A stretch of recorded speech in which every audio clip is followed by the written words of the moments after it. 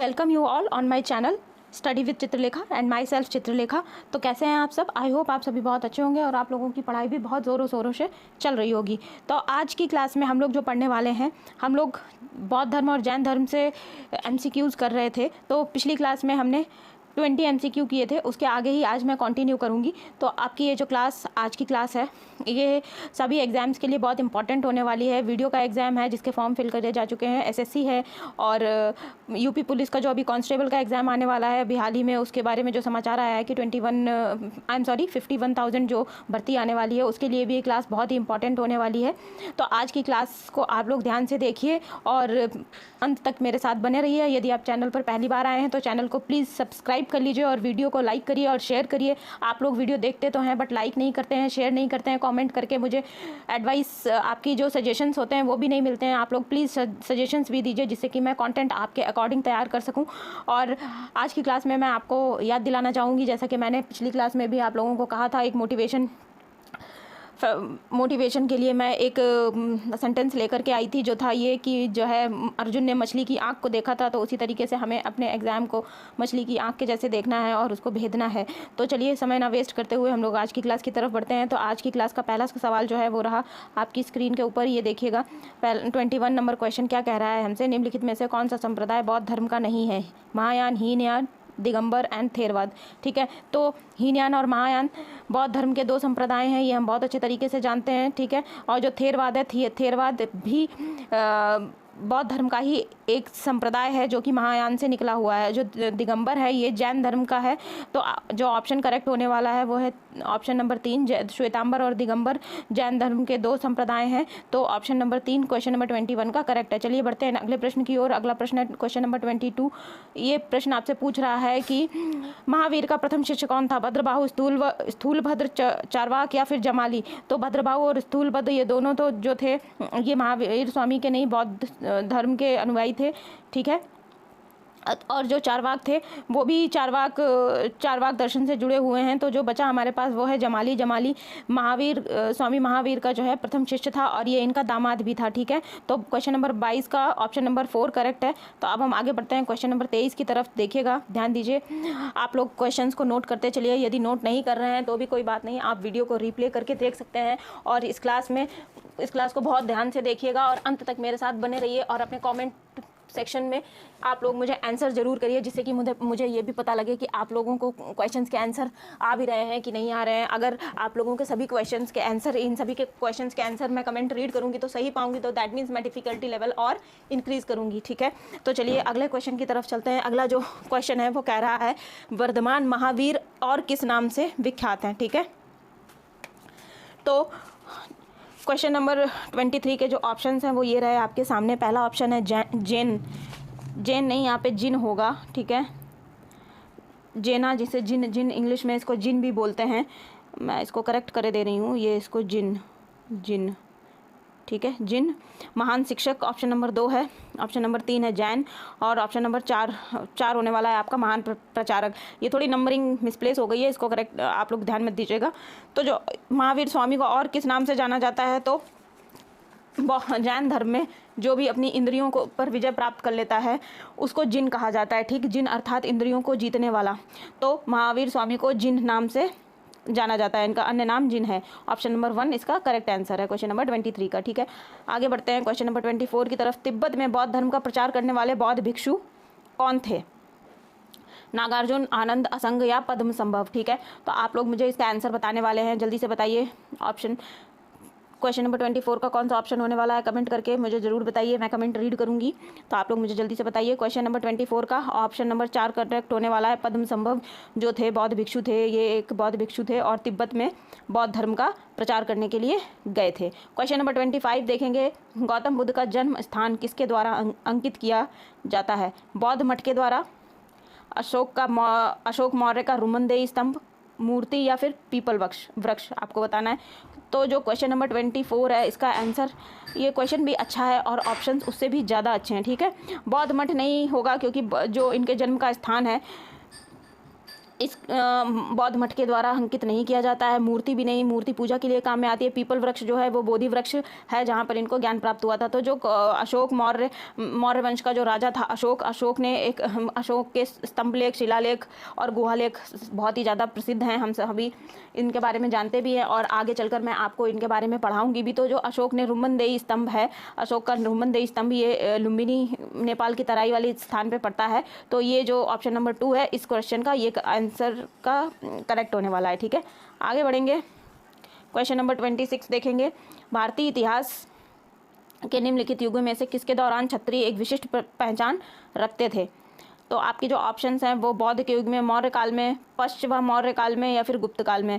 Question number 26 का जो option होने वाला है करेक्ट वो है ऑप्शन नंबर 1, बुद्ध के युग में। ठीक है, बुद्ध के युग में क्षत्रिय विशिष्ट स्थान रखते थे, तो क्षत्रियों का विशिष्ट स्थान रखते थे या पहचान रखते थे। ठीक है, अगले प्रश्न पे चलते हैं। प्रश्न नंबर 27 देखते हैं। जैन तथा बौद्ध धर्म के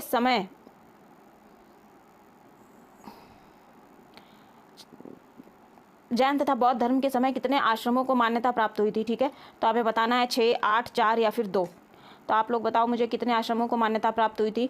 बौद्ध जैन धर्म के समय 8 आश्रमों को मान्यता प्राप्त हुई थी। जो ऑप्शन नंबर 3 है वो करेक्ट होने वाला है, 8 आश्रम। ठीक है, आगे बढ़ेंगे। 6ठी शताब्दी ईसा पूर्व कौन सा काल कहा जाता है? 6ठी शताब्दी ईसा पूर्व को कौन सा काल कहा जाता है?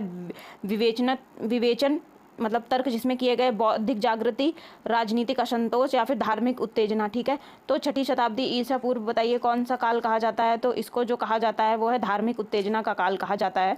इसी समय बौद्ध धर्म का बहुत ज़्यादा प्रचार प्रसार हुआ था। क्वेश्चन नंबर 29 देखेंगे। क्वेश्चन नंबर 29 कह रहा है भारत में जैन धर्म का संस्थापक कौन था?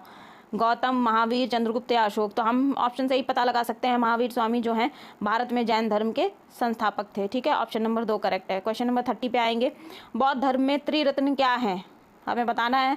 ये क्वेश्चन हम पहले भी कर चुके हैं लेकिन इसकी लैंग्वेज यहाँ पे थोड़ी सी बदली हुई है, ऑप्शन बदले हुए हैं। तो आपके जो ऑप्शंस हैं विनय पिटक, सूत्र पिटक, अभिधम्म पिटक, सारनाथ, लुम्बिनी, बोध गया, प्रेम, करुणा, दया, सत्य, अहिंसा और दयालुता। तो आप लोगों को पता है ये क्वेश्चन बहुत अच्छे से, विनय पिटक, सूत्र पिटक और अभिधम्म पिटक तीनों को त्रिरत्न बौद्ध धर्म में कहा जाता है। ठीक है, आगे बढ़ेंगे। क्वेश्चन नंबर 31 आपसे पूछ रहा है उस राज्य का नाम बताइए जिसने पहली बार युद्ध में हाथियों का इस्तेमाल किया था। तो चलिए जल्दी से बताते हैं हम इस क्वेश्चन का कौन सा आंसर होने वाला है, कौशल, मगध, चंपा या फिर अवंती। तो क्वेश्चन नंबर 31 का जो आंसर होने वाला है वो है मगध। ठीक है, मगध में सर्वप्रथम युद्ध में हाथियों का इस्तेमाल, मगध राज्य का जब उत्थान हुआ था तो हाथियों का युद्ध में इस्तेमाल किया गया था। आगे बढ़ेंगे। क्वेश्चन नंबर 32 देखेंगे। क्वेश्चन नंबर 32 उस गणतंत्र का नाम बताइए जो 6ठी शताब्दी ईसा पूर्व जातियों का संघ था। ठीक है, तो आपके जो ऑप्शंस हैं वो इस प्रकार हैं, ये देखिएगा, गांधार, वज्जी, कौशल और अवंती। तो इसमें बताओ आप मुझे कौन सा ऑप्शन करेक्ट है, कमेंट करना, आप मुझे कमेंट करो जल्दी से।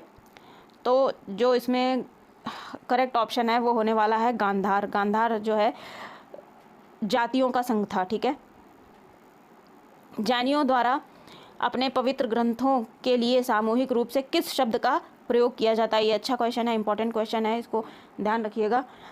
प्रबंध कहते हैं, अंग कहते हैं, निबंध कहते हैं, चरित कहते हैं। तो जो इसका सही ऑप्शन है वो है अंग। अंग और उपांग 2 होते हैं जैन धर्म में, तो इनके पवित्र ग्रंथों के लिए सामूहिक रूप से अंग शब्द का प्रयोग किया जाता है। आगे बढ़ेंगे। क्वेश्चन नंबर 34 देखेंगे। क्वेश्चन नंबर 34 में पूछ रहा है आपसे कि निम्नलिखित में से किस मुद्रा में गौतम बुद्ध ने सारनाथ में अपना पहला उपदेश दिया था? अभय मुद्रा, ध्यान मुद्रा, धर्मचक्र मुद्रा या फिर भूमि स्पर्शी मुद्रा? आप लोग मुझे बताओ, कमेंट करो कि किस मुद्रा में दिया था। तो जो इसका करेक्ट ऑप्शन होने वाला है वो है धर्मचक्र मुद्रा। इसीलिए जब गौतम बुद्ध ने सारनाथ में पहला उपदेश दिया था तो उसको धर्मचक्र परिवर्तन भी हम कहते हैं। ठीक है, अगला क्वेश्चन देखेंगे। Question number 35। क्वेश्चन नंबर 35 आपसे पूछ रहा है कैवल्य किस धर्म से संबंधित है? बौद्ध, जैन, हिंदू और सिख? तो आपको पता है हिंदू और सिख से तो संबंधित नहीं है, इसको पहले ही क्रॉस कर दो। मैंने आपको एलिमिनेशन की जो ट्रिक है वो बता रही हूँ। ठीक है, तो पहले ही क्रॉस कर दिया हमने। अब हमारे पास 2 ऑप्शन बचे भैया, 50-50 कर सकते हैं अगर हमें कुछ भी नहीं आता है। लेकिन हम जानते हैं कि जो कैवल्य है वो जैन धर्म से जुड़ा हुआ होता है। जो लोग ज्ञान प्राप्त कर लेते हैं, जो लोग कैवल्य प्राप्त कर लेते हैं, उन्हें जिन कहा जाता है। ठीक है, इसीलिए महावीर स्वामी कैवल्य प्राप्त करने के बाद जिन कहलाए। ठीक है। ओके, तो आगे बढ़ते हैं, क्वेश्चन नंबर 36 देखते हैं। क्वेश्चन नंबर 36 में आपसे पूछ रहा है, मोस्ट इंपॉर्टेंट क्वेश्चन है, कौन सा बौद्ध ग्रंथ 16 महाजनपदों का उल्लेख करता है? तो आपको बताना है दीर्घ निकाय, सुत्त पिटक, अंगुत्तर निकाय या फिर भिन्न पिटक। तो जो इस क्वेश्चन का आंसर होने वाला है, क्वेश्चन नंबर 36 का जो आंसर होने वाला है, अंगुत्तर निकाय। ओके, अंगुत्तर निकाय में 16 महाजनपदों का उल्लेख किया गया है। क्वेश्चन नंबर 37 देखेंगे अब हम, 16 महाजनपदों में से किसकी राजधानी तक्षशिला थी? तो आपके जो ऑप्शंस हैं वो हैं कौशल, कुरु, वज्जी और गांधार। तो आप लोग बताओ मुझे कमेंट में किसकी राजधानी तक्षशिला थी? तो गांधार की राजधानी तक्षशिला थी। अगले क्वेश्चन को देखेंगे हम, क्वेश्चन नंबर 38, स्तूप शब्द गौतम बुद्ध के जीवन में निम्नलिखित में से किस घटना से संबंधित है? ठीक है, मृत्यु, जन्म, प्रथम उपदेश या फिर गृह त्याग। तो जो स्तूप है वो मृत्यु से संबंधित है, प्रथम उपदेश धर्मचक्र परिवर्तन वहाँ पे होता है, गृह त्याग घोड़े पे किया था, और जन्म के लिए कमल है। ठीक है, ये बात आप लोग ध्यान रखेंगे। क्वेश्चन नंबर 39 में आएंगे। 39 आपसे पूछ रहा है कि बौद्ध धर्म महायान और हीनयान में किस शासक के शासनकाल में विभाजित हुआ था? तो जो हमारी बौद्ध संगीतियाँ हुई थी 4, उनमें से एक में बौद्ध धर्म हीनयान और महायान 2 शाखाओं में विभाजित हो गया था। ठीक है, तो वो जो विभाजन हुआ था वो किस शासक काल के शासनकाल में हुआ था? तो ऑप्शन है कनिष्क, चंद्रगुप्त, अशोक या फिर इनमें से कोई नहीं। तो जो करेक्ट ऑप्शन है वो है कनिष्क। ठीक है, कनिष्क के शासनकाल में चौथी बौद्ध संगीति हुई थी और हीनयान और तथा महायान में बौद्ध धर्म विभाजित हो गया था। वैशेषिक दर्शन के प्रतिपादक कौन थे? जो आपके ऑप्शंस हैं वो हैं कपिल, अक्षपाद, गौतम, कणाद या फिर पतंजलि। तो आप लोग मुझे बताओ कौन सा आंसर करेक्ट है इसका? कपिल का न्याय है। मैं आप लोगों को बता देती हूँ, कपिल ने जिस दर्शन का प्रतिपादन किया वो है न्याय। ठीक है, पतंजलि ने योग दर्शन का प्रतिपादन किया, और जो हमारे पास बचे अक्षपाद, गौतम और वैशेषिक। तो कणाद जो हैं इसमें से वैशेषिक दर्शन के जो प्रतिपादक हैं वो कणाद हैं। ठीक है, ऑप्शन नंबर 3 करेक्ट है। तो आज के क्लास में हम इतने ही क्वेश्चन करने वाले हैं। इसका एक भाग लेकर के मैं और आऊँगी जिसमें हम बौद्ध धर्म और जैन धर्म से जुड़े हुए जो मैंने आप लोगों के लिए और क्वेश्चन बैंक तैयार किया है उसके क्वेश्चन हम करेंगे। और कुल मिलाकर के मैंने आप लोगों को ऐसी कमिटमेंट की थी कि हम लगभग 70 से 75 के बीच के क्वेश्चन करेंगे। तो उतने ही क्वेश्चन मैं आप लोगों के लिए, बाकी के बचे हुए क्वेश्चन मैं नेक्स्ट क्लास में लेकर के आऊँगी। तब तक के लिए आप लोगों ने चैनल अगर सब्सक्राइब नहीं किया है, चैनल को सब्सक्राइब कर लीजिए और वीडियो को लाइक कर दीजिए और शेयर कर दीजिए। बाकी और अच्छे कंटेंट के लिए आप लोग मेरे साथ जुड़े रहिए, पढ़ते रहिए, खुश रहिए। Thank you so much.